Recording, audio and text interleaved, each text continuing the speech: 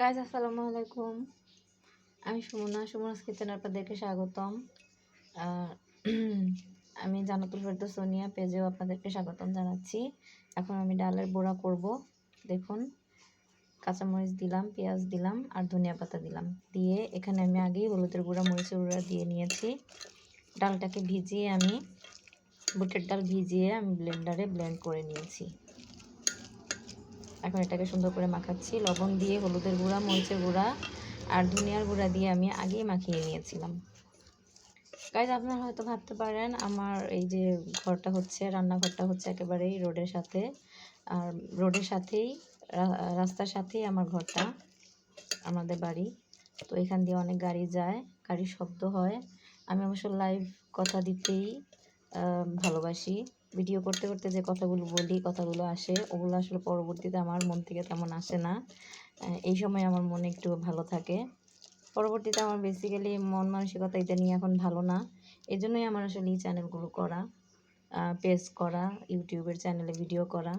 Just মনটাকে একটু divert করে রাখি আমি বিভিন্ন ভিডিওর মাধ্যমে। নিজে অনেক কিছু ভুলে থাকতে চাই। আমি একটু মানসিকভাবে অসুস্থ ইদানিং। তা আমি আপনাদের সাথে বলেছি। অনেকেই আমাকে কল করেন বা SMS করেন, টেক্সট করেন। আমার ফ্যান ফলোয়াররা অনেকেই কথা বলতে চায়। তো আমি তো আসলে কথা বলতে চাই না, আমার ভালো লাগে না, কারণ আমার মন মানসিকতা অনেক ভালো না। আমি একটু ট্রমার মধ্যে আছি মানসিকভাবে, এটা আপনাদের বুঝতে হবে। আর এই জন্যই আসলে আমি যে রান্নার সময় যখন যেরকম কথা বলতে পারি, ওগুলো আমার পরবর্তীতে হয় না, পরবর্তীতে আসে না, ভালো লাগে না। তার জন্য আমি আসলে এডিটিং করে কথা ছাড়ি না।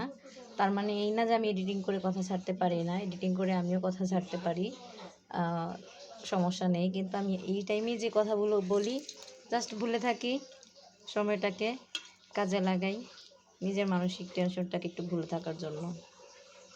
আপনাদের সাথে আছি, আর কন্টেন্ট জগতে কিছু একটা করতে চাই, এটা হচ্ছে ইচ্ছা। আপনাদের দোয়ায় আমি হয়তো এগিয়ে যেতে পারবো। আপনারা প্লিজ আমার চ্যানেলটাকে ফলো করবেন, লাইক, কমেন্ট, শেয়ার দিয়ে পাশে থাকবেন।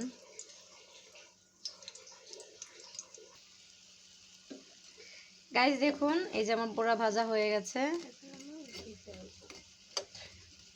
আমি একটু তাড়াতাড়ির জন্য করে ফেলেছিলাম, আসলে আপনাদের দেখাতে পারিনি। আপনারা এইভাবে 2-3 বার করে উল্টিয়ে, এই যে আমি দেখাই, দুই পিঠ দেখাচ্ছি। দেখুন কীরকম লাল হয়েছে। এরকম লাল হলে আপনারা নামাবেন, এতে করে ক্রিস্পি হয়।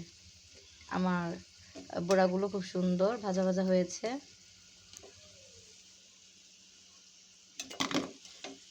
দেখুন হয়ে গেছে আমার বড়া ভাজা। আল্লাহ হাফেজ।